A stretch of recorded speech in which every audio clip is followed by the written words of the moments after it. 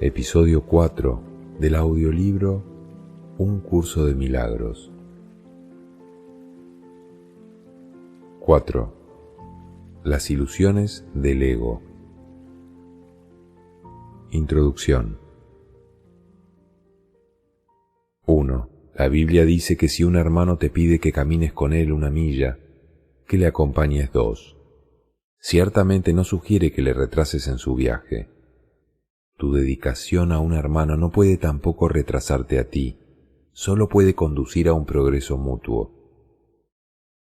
El resultado de una dedicación genuina es la inspiración, palabra que, si se entiende correctamente, es lo opuesto a la fatiga. Estar fatigado es estar desanimado, mas estar inspirado es estar en el espíritu. Ser egocéntrico es estar desanimado, mas estar en sí mismo, en el buen sentido de la expresión, es estar inspirado o en el espíritu. Los verdaderamente inspirados están iluminados y no pueden morar en las tinieblas. 2. Puedes hablar desde el espíritu o desde el ego, según elijas. Si hablas desde el espíritu es que has decidido acatar las palabras «Detente y reconoce que soy Dios». Estas son palabras inspiradas porque reflejan conocimiento. Si hablas desde el ego, estás renegando del conocimiento en vez de ratificándolo y, por lo tanto, estás desanimándote. No te embarques en viajes inútiles, pues ciertamente no llevan a ninguna parte. Puede que el ego los desee, pero el espíritu no puede emprenderlos, porque nunca está dispuesto a apartarse de sus cimientos. 3. El viaje a la cruz debería ser el último viaje inútil. No sigas pensando en él, sino dalo por terminado. Si puedes aceptarlo como tu último viaje inútil, serás libre también de unirte a mi resurrección.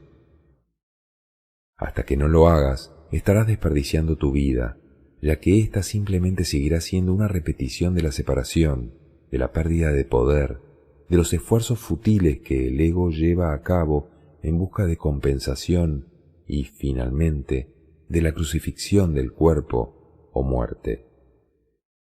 Estas repeticiones continuarán indefinidamente hasta que voluntariamente se abandonen. No cometas el patético error de aferrarte a la vieja y rugosa cruz. El único mensaje de la crucifixión es que puedes superar la cruz. Hasta que no la superes, eres libre de seguir crucificándote tan a menudo como quieras.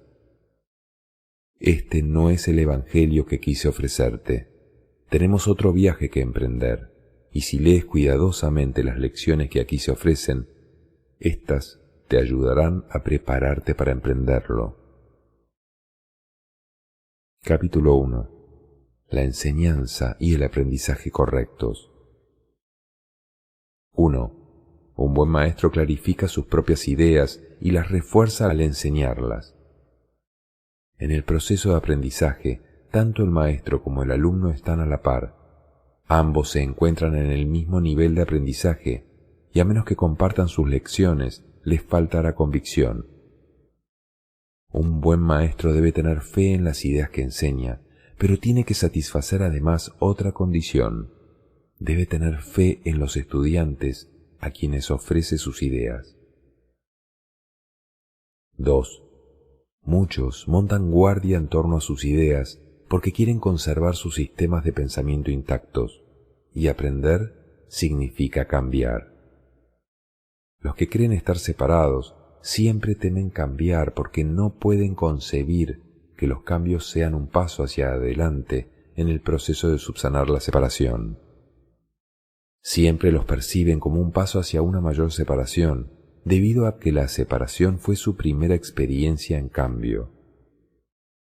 Crees que si no permites ningún cambio en tu ego, alcanzarás la paz. Esta marcada confusión solo puede tener lugar si sostienes que un mismo sistema de pensamiento puede erigirse sobre dos cimientos distintos. Nada puede llegar al espíritu desde el ego, ni nada puede llegar al ego desde el espíritu. El espíritu no puede ni reforzar al ego ni aminorar el conflicto interno de éste. El ego en sí es una contradicción. Tu falso ser y el ser de Dios están en oposición, y lo están con respecto a sus orígenes, rumbos y desenlaces. Son fundamentalmente irreconciliables porque el espíritu no puede percibir y el ego no puede gozar de conocimiento. No están por lo tanto en comunicación, ni jamás lo podrán estar. El ego, sin embargo, puede aprender, aun cuando su hacedor esté desencaminado. Este, no obstante, no puede hacer que lo que fue infundido con vida sea completamente exánime. 3. El espíritu no tiene necesidad de que se le enseñe nada, pero el ego sí. El proceso de aprender se percibe, en última instancia, como algo aterrador porque conduce no a la destrucción del ego, sino al abandono de éste a la luz del espíritu. Este es el cambio que el ego no puede sino temer, puesto que no comparte mi caridad. La lección que yo tuve que aprender es la misma que tú tienes que aprender ahora, y puesto que la aprendí, puedo enseñártela. Nunca atacaré a tu ego, si bien estoy tratando de enseñarte cómo surgió su sistema de pensamiento. Cuando te recuerdo tu verdadera creación, tu ego no puede por menos que reaccionar con miedo. 4. Aprender y enseñar son los mayores recursos de que dispones ahora porque te permiten cambiar tu mentalidad y ayudar a otros a hacer lo mismo. Negarte a cambiar de mentalidad no conseguiría probar que la separación no ocurrió. El soñador que duda de la realidad de su sueño mientras todavía está soñando no está realmente sanando su mente dividida. Tú sueñas con un ego separado y crees en el mundo que se basa en él. Todo ello te parece muy real. No puedes deshacerlo sin cambiar de mentalidad al respecto. Si estás dispuesto a renunciar al papel de guardián de tu sistema de pensamiento y ofrecérmelo a mí, yo lo corregiré con gran delicadeza y te conduciré de regreso a Dios. 5. Todo buen maestro espera impartir a sus estudiantes tanto de lo que él mismo ha aprendido que algún día dejen de necesitarle. Este es el verdadero y único objetivo del maestro. Es imposible convencer al ego de esto porque va en contra de todas sus leyes. Pero recuerda que las leyes se promulgan para proteger la continuidad del sistema en que cree el que las promulga. Es natural que el ego trate de protegerse a sí mismo una vez que lo inventaste, pero no es natural que desees obedecer sus leyes a menos que tú creas en ellas. El ego no puede tomar esta decisión debido a la naturaleza de su origen, pero tú puedes tomarla debido a la naturaleza del tuyo. 6. Los egos pueden chocar en cualquier situación, pero es imposible que el espíritu choque en absoluto. Si percibes a un maestro simplemente como un ego más grande, sentirás miedo, ya que agrandar un ego es aumentar la ansiedad que produce la separación. Enseñaré contigo y viviré contigo si estás dispuesto a pensar conmigo, pero mi objetivo será siempre eximirte finalmente de la necesidad de un maestro. Esto es lo opuesto al objetivo del maestro que se deja guiar por el ego. A ese solo le interesa el efecto de su ego, el efecto que su ego pueda tener sobre otros egos, y por consiguiente interpreta la interacción entre ellos como un medio de conservar su propio ego. Yo no podría dedicarme a enseñar si creyese eso, y tú no serás un maestro dedicado mientras lo creas. Se me percibe constantemente como un maestro al que hay que exaltar o rechazar, pero yo no acepto ninguna de esas dos percepciones de mí mismo. 7. El que enseñes o aprendas no es lo que establece tu valía. Tu valía la estableció Dios. Mientras sigas oponiéndote a esto, todo lo que hagas te dará miedo, especialmente aquellas situaciones que tiendan a apoyar la creencia en la superioridad o en la inferioridad. Los maestros tienen que tener paciencia y repetir las lecciones que enseñan hasta que éstas se aprendan. Yo estoy dispuesto a hacer eso porque no tengo derecho a fijar los límites de tu aprendizaje por ti. Una vez más, nada de lo que haces, piensas o deseas es necesario para establecer tu valía. Este punto no es debatible excepto en fantasías. Tu ego no está nunca en entredicho, porque Dios no lo creó.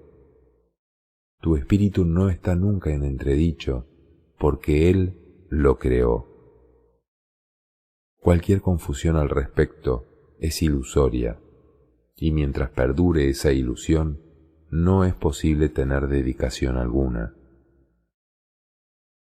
8. El ego trata de explotar todas las situaciones para vanagloriarse, a fin de superar sus propias dudas. Seguirá lleno de dudas mientras tú sigas creyendo en su existencia. Tú que lo inventaste, no puedes tener confianza en él, porque cuando estás en tu mente recta, te das cuenta de que no es real. La única solución cuerda es no tratar de cambiar la realidad, lo cual sería ciertamente aterrador, sino aceptarla tal como es. Tú formas parte de la realidad, la cual permanece inmutable más allá del alcance del ego, aunque fácilmente al alcance del espíritu. Cuando sientas miedo, aquíétate y reconoce que Dios es real y que tú eres su Hijo amado en quien Él se complace. No dejes que tu ego refute esto, porque el ego no puede conocer algo que está tan lejos de su alcance como lo estás tú. 9. Dios no es el autor del miedo. El autor del miedo eres tú. Has elegido crear en forma diferente a como crea Él, y por lo tanto has hecho posible el que puedas tener miedo. No estás en paz porque no estás desempeñando tu función. Dios te encomendó una función muy elevada que no estás llevando a cabo. Tu ego ha elegido estar atemorizado en vez de llevarla a cabo. Cuando despiertes, te será imposible entender esto porque es literalmente increíble. No creas lo increíble ahora. Cualquier intento de incrementar su credibilidad es simplemente un intento de posponer lo inevitable. La palabra inevitable le causa terror al ego, pero es motivo de júbilo para el espíritu. Alcanzar a Dios es inevitable y tú no puedes eludirlo, de la misma manera que Él no te puede eludir a ti. 10. El ego tiene miedo del gozo del espíritu porque una vez que lo hayas experimentado, dejarás de proteger y de atribuirle valor al miedo. Le atribuyes gran valor ahora porque el miedo es un testigo de la separación y tu ego se regocija cuando das testimonio de ella. Repúdialo, no le escuches ni le ampares. Escucha únicamente a Dios, que es tan incapaz de engañar como lo es el espíritu que Él creó. Libérate y libera a otros. No les ofrezcas a los demás una imagen de ti mismo falsa e indigna, ni tampoco aceptes una imagen similar de ellos. 11. El ego ha construido para ti un hogar mísero e inhóspito, porque no puede construir de ninguna otra manera. No trates de mantener en pie ese hogar ruinoso. En su debilidad radica tu fuerza. Solo Dios pudo erigir un hogar digno de sus creaciones, las cuales han elegido dejarlo vacío, desahuciándose así a sí mismas. No obstante, su hogar seguirá en pie eternamente, listo para cuando decidas entrar a ocuparlo. Desde esto puedes estar completamente seguro. Dios es tan incapaz de crear lo perecedero como el ego de fabricar lo eterno. 12. Desde tu ego no puedes hacer nada para salvarte o para salvar a otros, pero desde tu espíritu puedes hacer cualquier cosa para salvar a otros o para salvarte a ti mismo. La humildad es una lección para el ego, no para el espíritu. El espíritu está más allá de la humildad porque reconoce su esplendor y gustosamente irradia su luz por todas partes. Los mansos heredarán la tierra porque sus egos son humildes, y esto hace que su percepción sea más fidedigna. El reino de los cielos es el derecho del espíritu, cuya belleza y dignidad están mucho más allá de cualquier duda, más allá de la percepción, y se alzan para siempre como las señales del amor de Dios hacia sus creaciones, las cuales son absolutamente dignas de Él y sólo de Él. Ninguna otra cosa es lo suficientemente valiosa como para poder ser una ofrenda para una creación de Dios mismo. 13. Yo seré un sustituto de tu ego si así lo deseas, pero nunca de tu espíritu. Un padre puede dejar su hijo al cuidado de un hermano mayor que haya demostrado ser responsable, pero esto no entraña confusión alguna acerca de quién es el padre. El hermano puede proteger el cuerpo y el ego del niño, pero eso no lo lleva a creer que él sea el padre. Me puedes confiar tu cuerpo y tu ego debido únicamente a que eso te permite desentenderte de ellos y me deja mostrarte que no son importantes. Yo no podría entender lo importante que son para ti si yo mismo no hubiese estado tentado de creer en ellos. Aprendamos juntos esta lección para que juntos podamos liberarnos de tu cuerpo y de tu ego. Necesito maestros dedicados que compartan mi objetivo de sanar a la mente. El espíritu no tiene ninguna necesidad de que ni tú ni yo lo protejamos. Recuerda lo siguiente: en este mundo no hay por qué tener tribulaciones, porque yo he vencido al mundo. Por eso es por lo que debes estar animado. Capítulo 2. El ego y la falsa autonomía. 1. Es razonable preguntarse cómo pudo la mente haber inventado al ego. De hecho, esa es la mejor pregunta que puedes hacerte. Sin embargo, no tiene objeto dar una respuesta en función del pasado, porque el pasado no importa, y la historia no existiría si los mismos errores no siguiesen repitiéndose en el presente. El pensamiento abstracto es pertinente al conocimiento, porque el conocimiento es algo completamente impersonal, y para entenderlo no se necesita ningún ejemplo. La percepción, por otra parte, es siempre específica y por lo tanto concreta. 2. Todo el mundo inventa un ego o un yo para sí mismo, el cual está sujeto a enormes variaciones debido a su inestabilidad. También inventa un ego para cada persona a la que percibe, el cual es igualmente variable. Su interacción es un proceso que los altera a ambos, porque no fueron creados por el inalterable o mediante él. Es importante darse cuenta de que esta alteración ocurre con igual facilidad, tanto si la interacción tiene lugar en la mente como si entraña proximidad física. Pensar acerca de otro ego es tan eficaz en el proceso de cambiar la percepción relativa como lo es la interacción física. No puede haber mejor ejemplo que este de que el ego es solamente una idea y no un hecho. 3. Tu propio estado mental es un buen ejemplo de cómo fue inventado el ego. Cuando repudiaste el conocimiento, fue como si jamás lo hubieses tenido. Esto es tan evidente que basta con que lo reconozcas para constatar que eso es lo que en realidad ocurre. Y si eso ocurre en el presente, ¿por qué habría de sorprenderte que hubiese ocurrido en el pasado? Asombrarnos ante lo inusual es una reacción comprensible, pero asombrarnos ante algo que ocurre con tanta frecuencia no lo es en absoluto. No olvides, no obstante, que la mente no tiene por qué operar así, aunque así es como opera ahora. 4. Piensa en el amor que los animales sienten por sus crías y en la necesidad que sienten de protegerlas. Eso se debe a que las consideran parte de sí mismos. Nadie repudia lo que considera parte de sí mismo. La manera en que reaccionas ante tu ego es similar a cómo Dios reacciona ante sus creaciones, con amor, con protección y con caridad. Tus reacciones ante el yo que inventaste no son sorprendentes. De hecho, son muy similares a la forma en que algún día reaccionarás ante tus creaciones reales, las cuales son tan eternas como tú. No es cuestión, por lo tanto, de cómo reaccionas ante el ego, sino de lo que crees ser.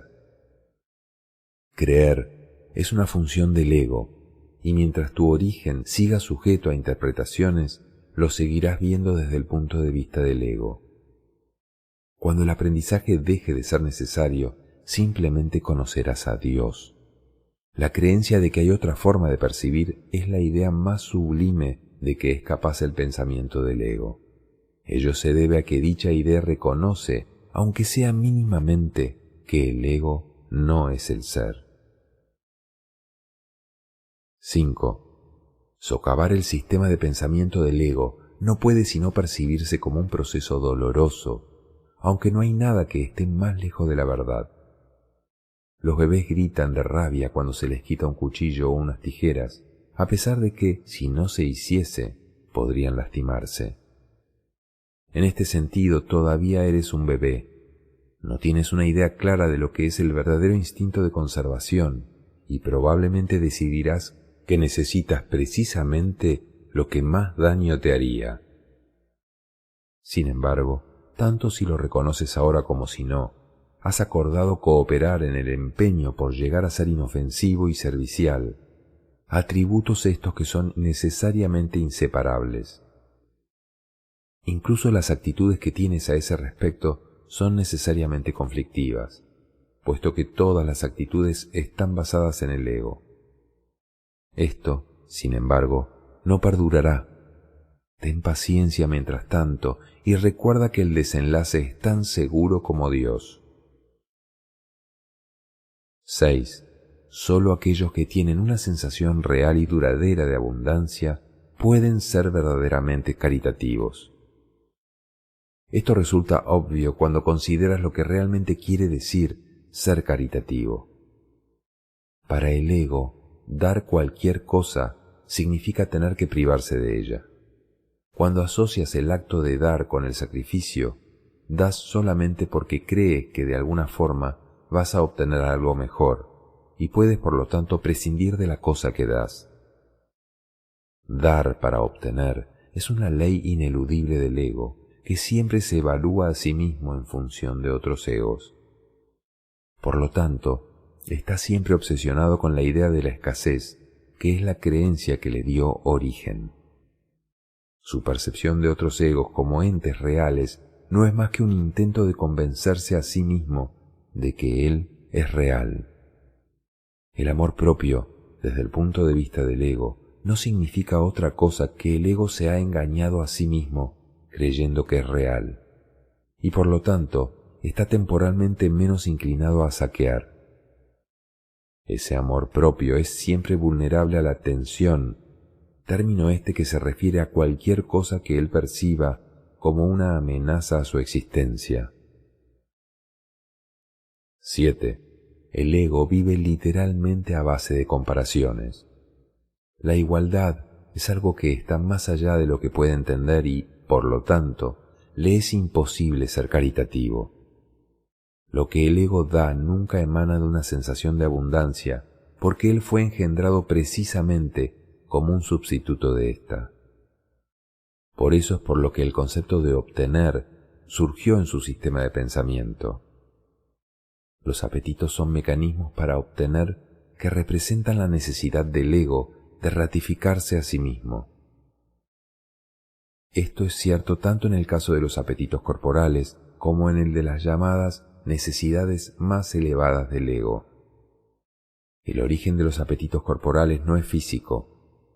El ego considera al cuerpo como su hogar y trata de satisfacerse a sí mismo a través de él. pero la idea de que eso es posible es una decisión de la mente, que está completamente confundida acerca de lo que realmente es posible. 8. El ego cree que tiene que valerse por sí mismo para todo, lo cual no es más que otra forma de describir cómo cree que él mismo se originó. Es un estado de tanto temor que lo único que puede hacer es dirigirse a otros egos y tratar de unirse a ellos en un débil intento de identificarse con ellos, o atacarlos en una demostración igualmente débil de fuerza. No es libre, no obstante, de poner en tela de juicio la premisa que da lugar a todo eso, pues esa premisa es su base. El ego es la creencia de la mente según la cual tiene que valerse completamente por sí misma. Los incesantes esfuerzos del ego por ganar el reconocimiento del espíritu y establecer así su propia existencia son inútiles. El espíritu, en su conocimiento, no es consciente del ego, no lo ataca, simplemente no lo puede concebir en absoluto.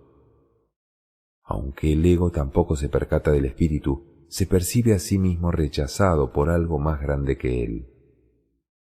Por eso es por lo que el amor propio, tal como el ego lo concibe, no puede por menos que ser ilusorio. Las creaciones de Dios no crean mitos, si bien el esfuerzo creativo se puede trocar en mitología. Esto puede suceder, sin embargo, solo bajo una condición: lo que fabrica deja de ser creativo. Los mitos pertenecen exclusivamente al ámbito de la percepción, y las formas que adoptan son tan ambiguas, y su naturaleza está tan marcada por la dicotomía entre el bien y el mal, que ni siquiera el más benévolo de ellos está exento de connotaciones aterradoras. 9. Los mitos y la magia están íntimamente relacionados, ya que los mitos generalmente tienen que ver con el origen del ego y la magia con los poderes que el ego se atribuye a sí mismo.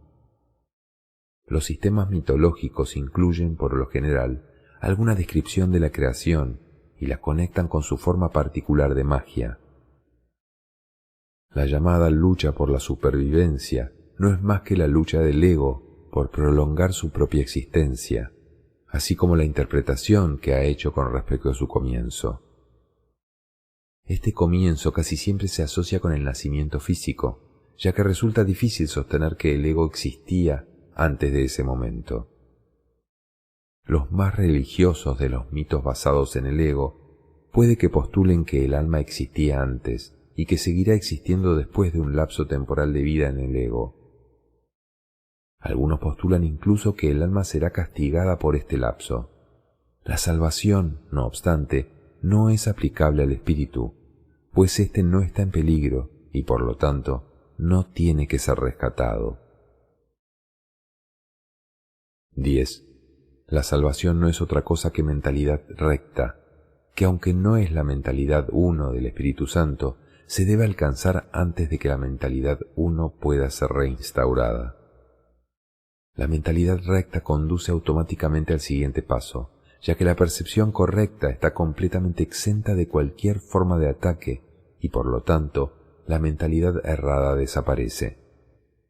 El ego no puede sobrevivir sin hacer juicios y por consiguiente se le abandona. La mente tiene entonces una sola dirección por la que avanzar. La dirección que sigue es siempre automática, pues no puede sino acatar los dictados del sistema de pensamiento al que se adhiere. 11. No se puede hacer demasiado hincapié en el hecho de que corregir la percepción es simplemente un expediente temporal. Dicha corrección es necesaria únicamente porque la percepción falsa es un obstáculo para el conocimiento, mientras que la percepción fidedigna es un trampolín hacia él. El valor de la percepción correcta reside en la conclusión inevitable de que toda percepción es innecesaria. Esto elimina el obstáculo por completo. Te preguntarás, ¿cómo puede ser posible esto mientras parezca que vives en este mundo? Esa es una pregunta razonable. No obstante, tienes que asegurarte de que realmente la entiendes. ¿Quién es el tú que vive en este mundo. El espíritu es inmortal y la inmortalidad es un estado permanente. El espíritu es tan verdadero ahora como siempre lo fue y lo será siempre, ya que no entraña cambios de ninguna clase. No es un continuo, ni se puede entender tampoco comparándolo con un opuesto. El conocimiento nunca admite comparaciones. En eso estriba su diferencia principal con respecto a cualquier otra cosa que la mente pueda comprender. Capítulo 3. Amor sin conflicto. 1. Es difícil entender lo que realmente quiere decir el reino de los cielos está dentro de ti. Ello se debe a que no es comprensible para el ego, que lo interpreta como si algo que está afuera estuviese adentro, lo cual no tiene sentido.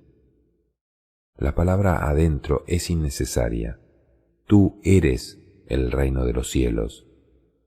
¿Qué otra cosa sino a ti creó el Creador? ¿Y qué otra cosa sino tú es su reino?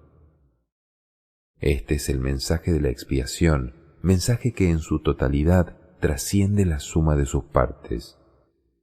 Tú también tienes un reino que tu espíritu creó. Este no ha dejado de crear como consecuencia de las ilusiones del ego. Tus creaciones no son huérfanas, de la misma manera que tú tampoco lo eres. Tu ego y tu espíritu nunca serán co-creadores, pero tu espíritu y tu creador lo serán siempre. Ten por seguro que tus creaciones están tan a salvo como tú. El reino está perfectamente unido y perfectamente protegido, y el ego no prevalecerá contra él. Amén. 2. Esto se ha escrito en forma de oración, porque así puede serte más útil en momentos de tentación. Es una declaración de independencia. La encontrarás muy provechosa si la entiendes cabalmente. El que necesites mi ayuda se debe a que has negado a tu propio guía y por consiguiente necesitas ser guiado. Mi papel consiste en separar lo falso de lo verdadero para que la verdad pueda traspasar las barreras que el ego ha erigido y así brillar en tu mente. El ego no puede imperar en contra de nuestra fuerza conjunta. 3. Es seguro que a estas alturas resulta evidente por qué el ego considera que el espíritu es su enemigo. El ego surgió como resultado de la separación y la continuidad de su existencia depende de que tú sigas creyendo en la separación. El ego tiene que ofrecerte algún tipo de recompensa para que sigas abrigando esta creencia. Lo único que puede ofrecerte es una sensación de existencia temporal que se origina con su propio comienzo y termina con su propio final. Te dice que esa vida es tu existencia porque es la tuya propia. Frente a esta sensación de existencia temporal, el espíritu te ofrece el conocimiento de la permanencia y de la inmutabilidad del estado de ser. Nadie que haya experimentado la revelación de esto puede volver a creer completamente en el ego otra vez. ¿Cómo iba a poder imperar su miserable oferta por encima del glorioso regalo que Dios te hace? 4. Tú que te identificas con el ego, no puedes creer que Dios te ame. No amas lo que hiciste, y lo que hiciste no te ama a ti. El ego, que fue engendrado como resultado de tú haber negado al Padre, no le guarda lealtad a su Hacedor.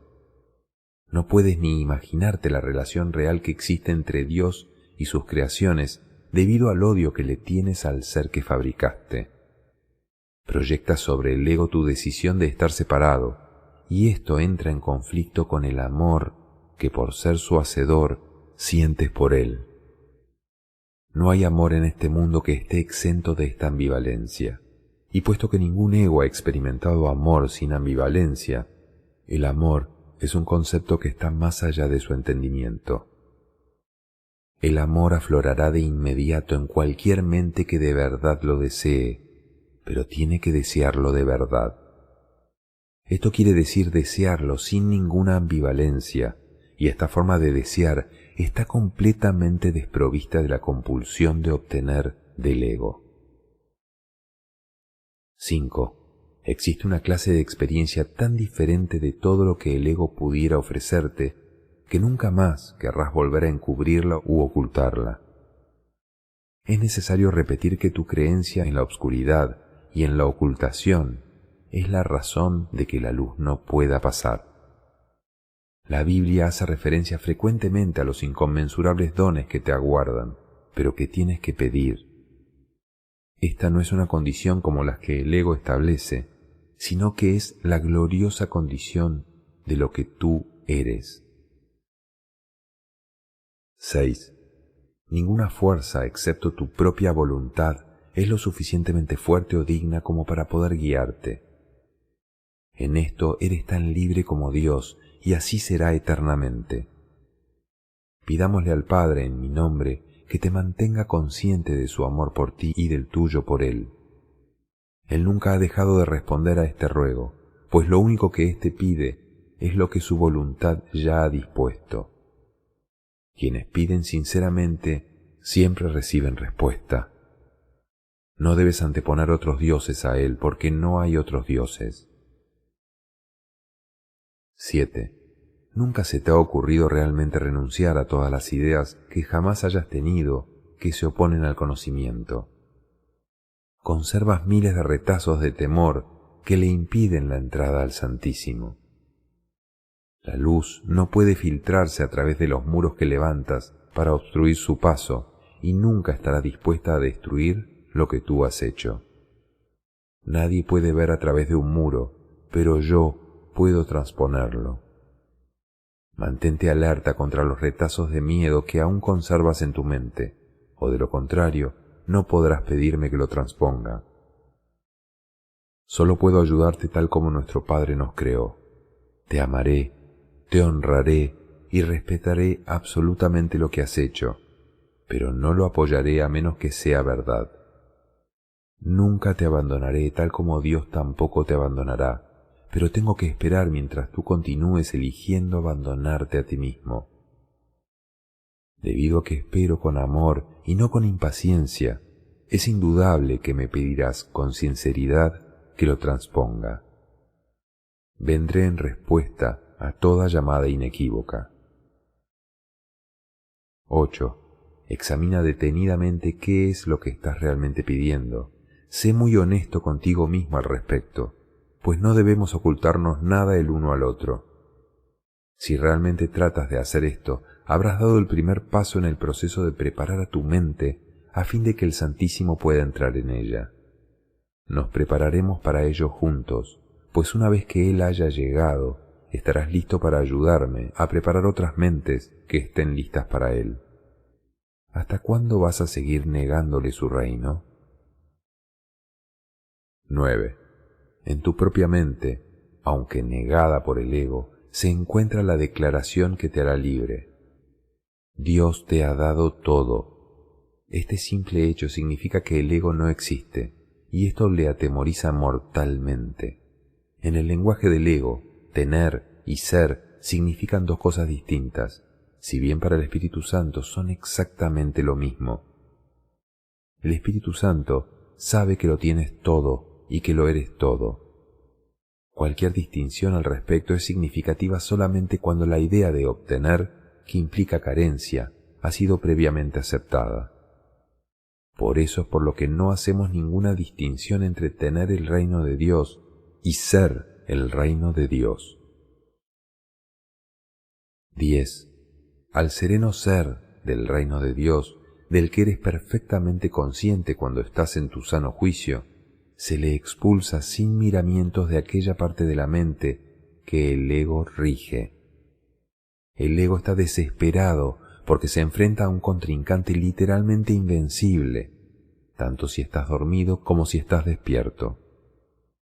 Observa cuánta vigilancia has estado dispuesto a ejercer para proteger a tu ego y cuán poca para proteger a tu mente recta. ¿Quién, sino un loco, se empeñaría en creer lo que no es cierto y en defender después esa creencia a expensas de la verdad? Capítulo 4. Esto no tiene por qué ser así. 1.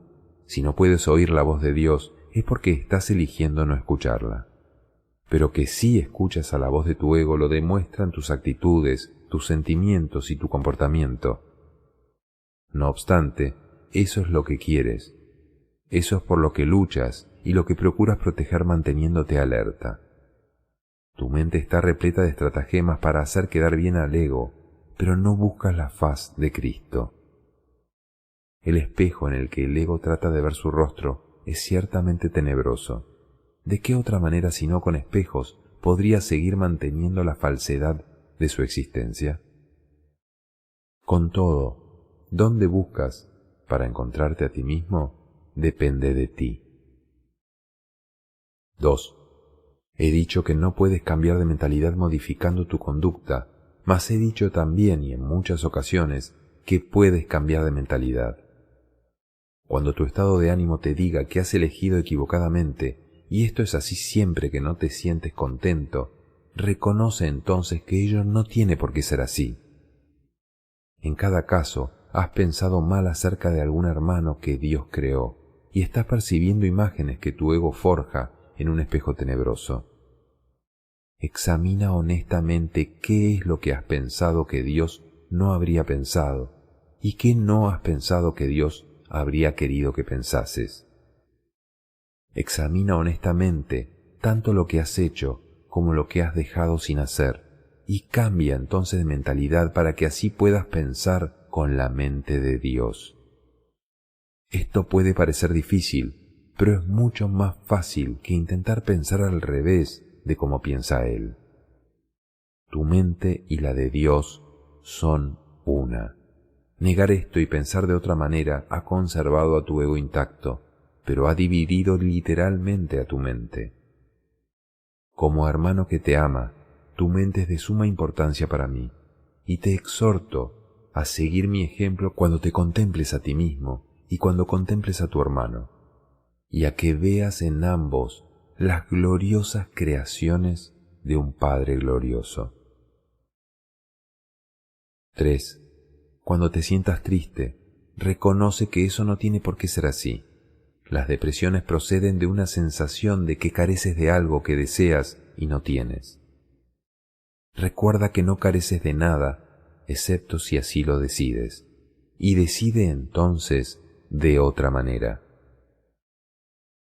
4. Cuando sientas ansiedad, date cuenta de que la ansiedad procede de los caprichos del ego. Reconoce que eso no tiene por qué ser así. Puedes estar tan alerta contra los dictados del ego como en su favor. 5. Cuando te sientas culpable, recuerda que el ego ciertamente ha violado las leyes de Dios, pero tú no. Los pecados del ego déjamelos a mí. Ese es el propósito de la expiación. Pero hasta que no cambies de parecer con respecto a aquellos a quienes tu ego ha herido, la expiación no podrá liberarte. Si te sigues sintiendo culpable es porque tu ego sigue al mando, ya que solo el ego puede experimentar culpabilidad. Eso no tiene por qué ser así. 6. Vigila a tu mente contra las tentaciones del ego y no te dejes engañar por él. No tiene nada que ofrecerte. Cuando hayas abandonado ese desánimo voluntario, verás cómo tu mente puede concentrarse, trascender toda fatiga y sanar. No obstante, no te mantienes lo suficientemente alerta contra las exigencias del ego como para poder liberarte de ellas. Eso no tiene por qué ser así. 7. El hábito de colaborar con Dios y sus creaciones se adquiere fácilmente si te niegas diligentemente a dejar que tu mente divague. No se trata de un problema de falta de concentración, sino de la creencia de que nadie, incluido tú, es digno de un esfuerzo continuo. Ponte de mi parte sistemáticamente contra este engaño y no permitas que esa desafortunada creencia te retrase. Los descorazonados no pueden ayudarse a sí mismos, ni me pueden ayudar a mí. Sin embargo, solo el ego puede sentirse descorazonado. 8. ¿Te has detenido a pensar seriamente en las muchas oportunidades que has tenido de regocijarte y en cuántas has dejado pasar? El poder de un hijo de Dios es ilimitado, pero Él puede restringir la expresión de su poder tanto como quiera. Tu mente y la mía pueden unirse para desvanecer con su luz a tu ego, liberando la fuerza de Dios para que reverbere en todo lo que hagas o pienses. No te conformes con menos y niégate a aceptar como tu objetivo nada que no sea eso. Vigila tu mente con sumo cuidado contra cualquier creencia que se interponga en el logro de tu objetivo y recházala. Juzga por tus sentimientos cuán bien has hecho esto, pues ese es el único uso acertado del juicio.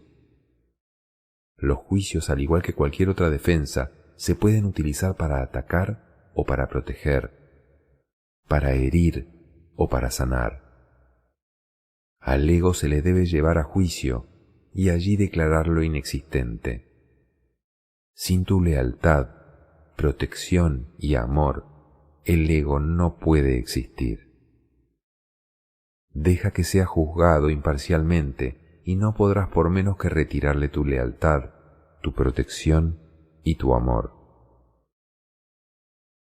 9. Eres un espejo de la verdad en el que Dios mismo brilla en perfecta luz. Al tenebroso espejo del ego no tienes sino que decirle: no voy a mirar ahí porque sé que esas imágenes no son verdad. Deja entonces que el Santísimo brille sobre ti en paz, sabiendo que así y sólo así es como debe ser. Su mente resplandeció sobre ti en tu creación y le dio existencia a tu mente.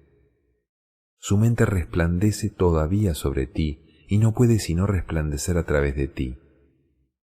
Tu ego no puede impedir que Dios resplandezca sobre ti, pero sí puede impedirte que le dejes resplandecer a través de ti.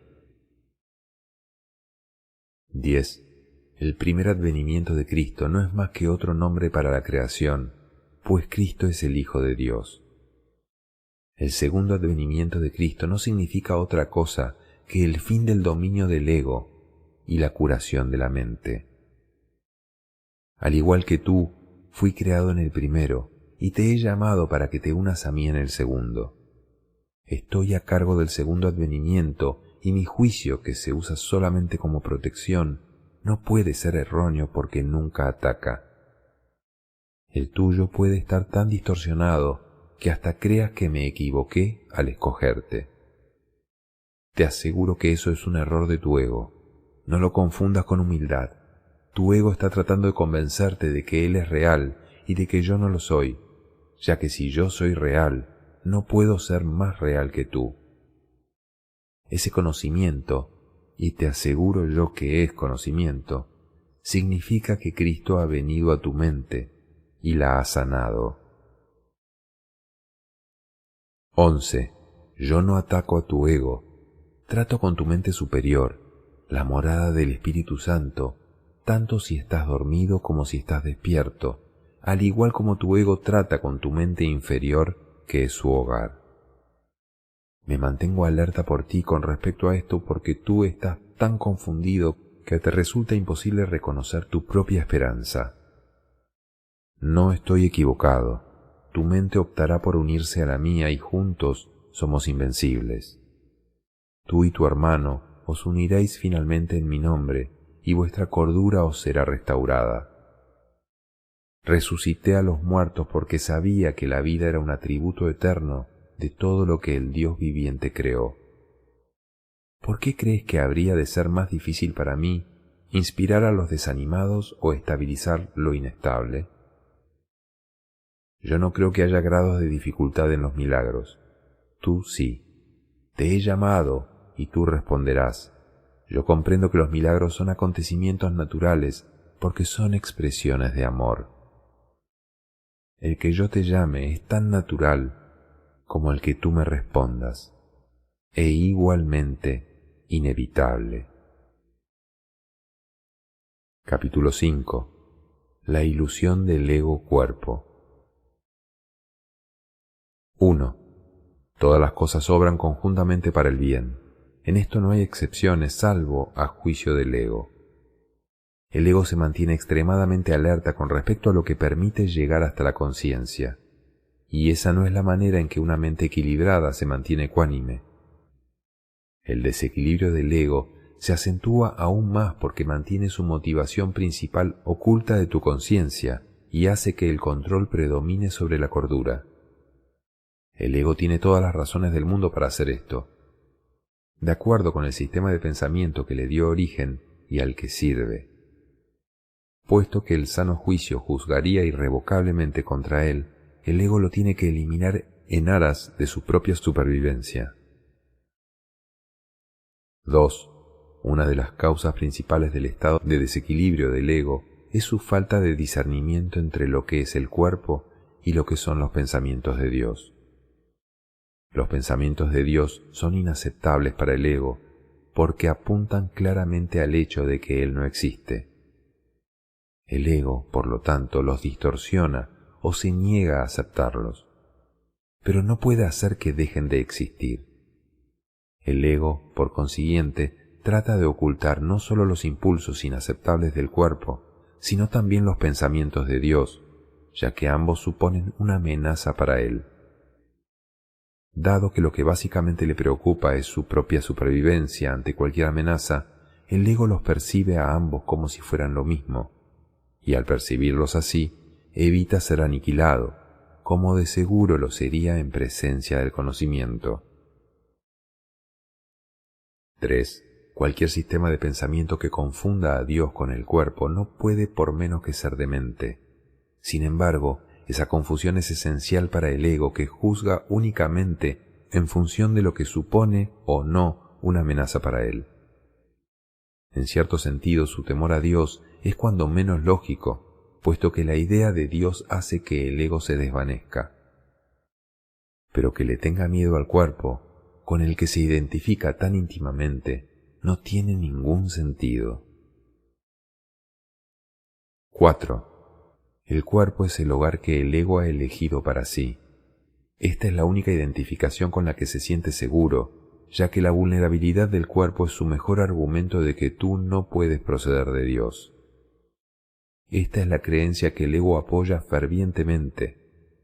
Sin embargo, odia al cuerpo porque no lo considera lo suficientemente bueno como para ser su hogar. En este punto es donde la mente queda definitivamente aturdida. Habiéndole dicho el ego que ella es realmente parte del cuerpo y que el cuerpo es su protector, también le dice que el cuerpo no puede protegerla. Por consiguiente, la mente inquiere, ¿dónde puedo encontrar protección? A lo que el ego responde, en mí. La mente, y no sin razón, le recuerda al ego que él mismo ha insistido que con lo que ella se tiene que identificar es con el cuerpo, de modo que no tiene objeto recurrir a él para obtener protección. El ego no dispone de una respuesta plausible para esto, puesto que no la hay, pero sí dispone de una solución típica: eliminar la pregunta de la conciencia. Una vez fuera de la conciencia, la pregunta puede producir desasosiego, y de hecho lo produce, pero no puede ser contestada, porque no puede ser planteada. 5. Esta es la pregunta que debes hacerte. ¿Dónde debo acudir en busca de protección? Busca y hallarás. No significa que tengas que buscar ciega y desesperadamente algo que no podrías reconocer. La búsqueda que tiene sentido se emprende conscientemente, se organiza conscientemente y se dirige conscientemente. El objetivo debe formularse claramente y luego tenerse siempre presente. Aprender y querer aprender son inseparables. Te resulta más fácil aprender cuando crees que lo que estás tratando de aprender tiene valor para ti. Ahora bien, no todo lo que tal vez quieras aprender tiene valor duradero. En realidad, muchas de las cosas que quieres aprender tal vez las hayas escogido precisamente porque su valor es efímero. 6. El ego cree que es una ventaja no comprometerse con nada que sea eterno, ya que lo eterno solo puede proceder de Dios. La eternidad es la única función que el ego ha tratado de desarrollar, si bien ha fracasado repetidamente. El ego transige con la cuestión de lo eterno, al igual que con todas las cuestiones que de algún modo tienen que ver con la verdadera pregunta, la cual espera encubrir y mantener fuera de la conciencia, ocupándose de asuntos marginales. La tendencia típica del ego de estar continuamente ocupado con nimiedades tiene como objeto apoyar este propósito. Uno de sus ardides favoritos para obstaculizar el aprendizaje es embarcarse en problemas diseñados de tal manera que su resolución sea imposible. La pregunta que nunca formulan quienes se embarcan en tales maniobras dilatorias es ¿para qué? Esa es la pregunta que tú tienes que aprender a plantear en relación a todo. ¿Qué propósito tiene esto? Sea cual fuere, dirigirá tus esfuerzos automáticamente. Cuando tomas una decisión con respecto a un propósito, tomas una decisión con respecto a los esfuerzos que vas a llevar a cabo en el futuro, y esta decisión permanecerá en vigor a menos que cambies de parecer. Capítulo 6. Las recompensas de Dios. 1. El ego no reconoce el verdadero origen de la amenaza, y si tú te identificas con el ego, no entenderás la situación tal como es. Lo único que le confiere al ego poder sobre ti es la lealtad que le guardas. Me he referido al ego como si fuera una entidad separada que actúa por su cuenta. Esto ha sido necesario para persuadirte de que no puedes descartarlo a la ligera y de que tienes que darte cuenta de cuán extensa es la parte de tu pensamiento que él controla. Sin embargo, no nos podemos detener ahí, pues de lo contrario no podrías sino pensar que mientras estés aquí o mientras creas estar aquí, estarás en conflicto. El ego no es más que una parte de lo que crees acerca de ti. Tu otra vida ha continuado sin ninguna interrupción y ha sido y será siempre completamente inmune a tus intentos de disociarte de ella. 2. En el proceso de aprender a escapar de las ilusiones, es imprescindible que nunca te olvides de la deuda que tienes con tu hermano. Es la misma deuda que tienes conmigo. Cuando actúas egoístamente con otro, repudias la gracia que esta deuda te ofrece y la percepción santa que produciría.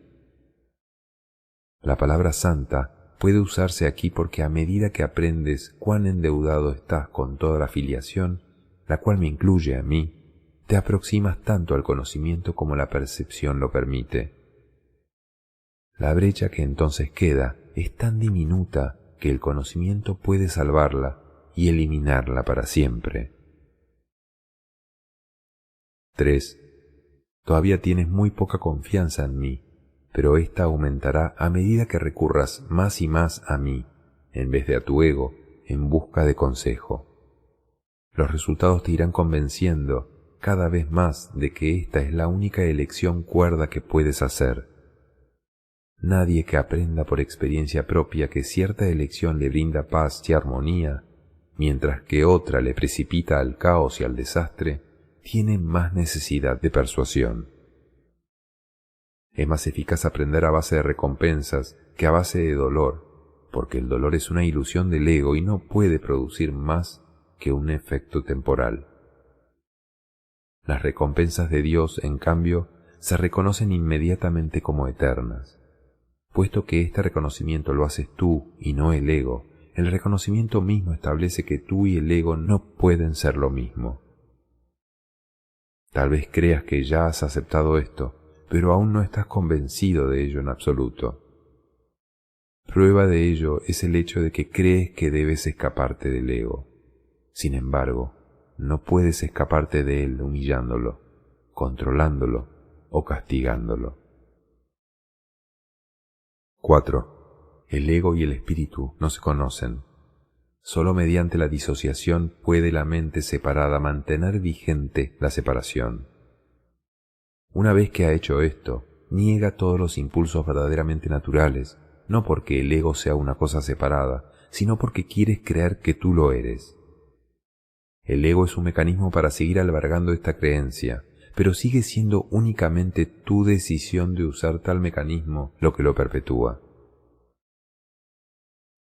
5. ¿Cómo puedes enseñarle a alguien el valor de algo que él mismo ha desechado deliberadamente? Tiene que haberlo desechado porque no le atribuyó ningún valor.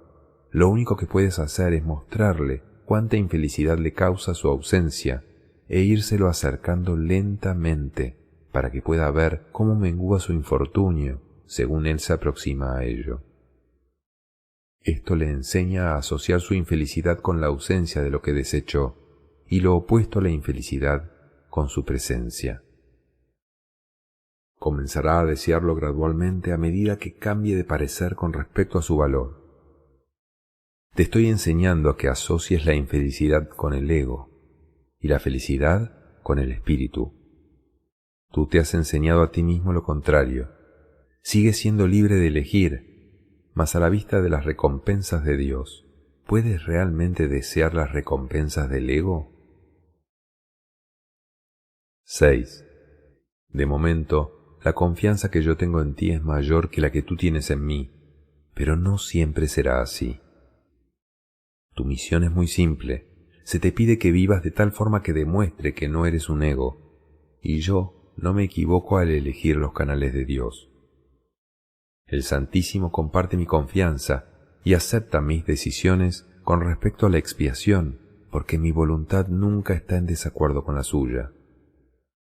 Dije anteriormente que yo estoy a cargo de la expiación. Esto es así debido únicamente a que completé mi papel en ella como hombre, y ahora puedo completarla a través de otros. Los canales que he elegido no pueden fallar, porque les prestaré mi fortaleza mientras la suya sea insuficiente. 7. Iré contigo al Santísimo y mediante mi percepción, Él podrá salvar la diminuta brecha. Tu gratitud hacia tu hermano es la única ofrenda que quiero. Yo se la llevaré a Dios por ti, sabiendo que conocer a tu hermano es conocer a Dios. Si le estás agradecido a tu hermano, le estarás agradecido a Dios por lo que Él creó. Mediante tu gratitud podrás llegar a conocer a tu hermano, y un momento de verdadero reconocimiento convierte a todo el mundo en tu hermano, porque cada uno de ellos es hijo de tu Padre. El amor no conquista todas las cosas, pero sí las pone en su debido lugar. Puesto que tú eres el reino de Dios, te puedo conducir de vuelta a tus propias creaciones. Ahora no las reconoces, pero aquello de lo cual te has disociado aún se encuentra ahí. 8. A medida que te acercas a un hermano, te acercas a mí, y a medida que te alejas de él, la distancia entre tú y yo aumenta. La salvación es una empresa de colaboración. No la pueden emprender con éxito aquellos que se desvinculan de la filiación, porque al hacer eso se desvinculan de mí. Dios acudirá a ti solo en la medida en que se lo ofrezcas a tus hermanos. Aprende primero de ellos y estarás listo para oír a Dios. Esto se debe a que el amor solo tiene una función. Capítulo 7. Creación y comunicación. 1. Está claro que si bien el contenido de cualquier ilusión particular del ego es irrelevante, su corrección es más útil dentro de un contexto específico. Las ilusiones del ego son muy concretas, aunque la mente es naturalmente abstracta. Parte de la mente, no obstante, se vuelve concreta al dividirse. La parte concreta cree en el ego porque el ego depende de lo concreto. El ego es aquella parte de la mente que cree que lo que define tu existencia es la separación. 2. Lo único que el ego percibe es un todo separado, desprovisto de las relaciones que presupone el estado de ser. El ego, por lo tanto, está en contra de la comunicación, excepto cuando se utiliza para establecer separación en vez de para abolirla. El sistema de comunicación del ego se basa en su propio sistema de pensamiento, al igual que todo lo demás que él impone. Su comunicación está controlada por la necesidad que tiene de protegerse e interrumpirá la comunicación siempre que se sienta amenazado. Esta interrupción es una reacción hacia una o varias personas determinadas. El carácter específico de la manera de pensar del ego da lugar entonces a generalizaciones falsas que no son realmente abstractas en absoluto. El ego simplemente responde de ciertas formas específicas a todo lo que percibe como relacionado. 3. El espíritu, en cambio, reacciona de la misma manera a todo lo que sabe que es verdadero y no responde en absoluto a nada más. Tampoco hace ningún esfuerzo por establecer lo que es verdad. Él sabe que lo único que es verdad es lo que Dios creó. El espíritu está en completa y directa comunicación con todos los aspectos de la creación, debido a que está en completa y directa comunicación con su Creador. Esta comunicación es la voluntad de Dios. Creación y comunicación son sinónimos. Dios creó a cada mente comunicándole su mente y estableciéndola así para siempre como un canal para su mente y su voluntad. Puesto que sólo los seres que pertenecen a un mismo orden pueden realmente comunicarse, sus creaciones se comunican naturalmente con Él y como Él. Esta comunicación es perfectamente abstracta, ya que su aplicación es de una calidad universal y no está sujeta a ningún juicio, excepción o alteración. Dios te creó mediante esta comunicación y para ella. La mente puede distorsionar su propia función, pero no puede atribuirse a sí misma funciones que no le fueron dadas. Por eso es por lo que la mente no puede perder del todo la capacidad de comunicarse, aun cuando puede negarse a utilizarla en favor del estado del ser. 4. Tanto la existencia como el estado de ser se basan en la comunicación. La existencia, sin embargo, es específica en cuanto a qué, cómo y con quién vale la pena entablar comunicación. El estado de ser carece por completo de estas distinciones. Es un estado en el que la mente está en comunicación con todo lo que es real. En la medida en que permitas que ese estado se vea coartado, en esa misma medida estarás limitando la idea que tienes acerca de tu propia realidad, la cual se vuelve total únicamente cuando reconoces a toda la realidad en el glorioso contexto de la verdadera relación que tiene contigo. Esa es tu realidad. No la profanes ni la rechaces. Es tu verdadero hogar, tu verdadero templo y tu verdadero ser. 5. Dios, que abarca todo lo que existe, creó seres que lo tienen todo individualmente, pero que quieren compartirlo para así incrementar su gozo. Nada real puede incrementarse excepto compartiéndolo. Por eso es por lo que Dios te creó a ti.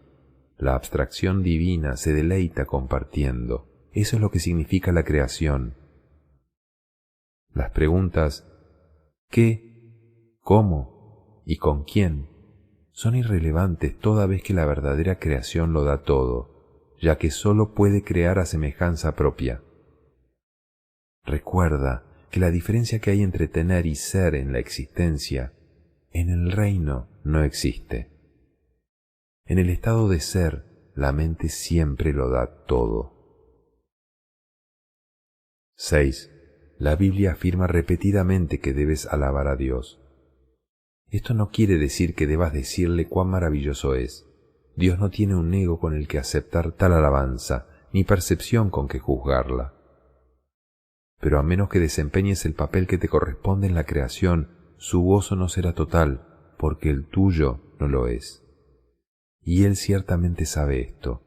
Lo sabe en su propio ser y en la experiencia que su ser tiene de la experiencia del Hijo. El constante fluir de su amor se obstruye cuando sus canales están cerrados y se siente solo cuando las mentes que Él creó no se comunican plenamente con Él. 7. Dios ha salvaguardado tu reino, pero no puede compartir su gozo contigo hasta que no conozcas el reino con toda tu mente. La revelación no es suficiente porque es una comunicación de Dios hacia ti solamente. Dios no tiene necesidad de que se le devuelva la revelación, lo cual sería claramente imposible, pero sí desea que se transmita a otros. Esto no se puede hacer con la revelación en sí, pues su contenido no puede ser expresado debido a que es algo sumamente personal para la mente que lo recibe.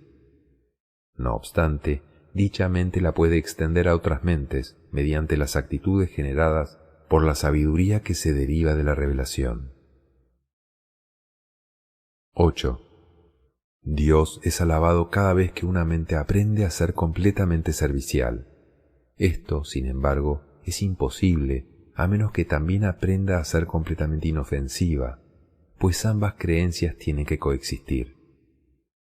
Los que son verdaderamente serviciales son a su vez invulnerables, porque no protegen a sus egos y por lo tanto nada puede hacerles daño.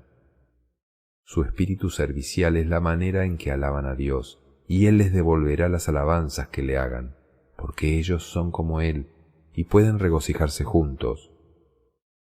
Dios se extiende hasta ellos y a través de ellos, y cunde una gran alegría por todo el reino.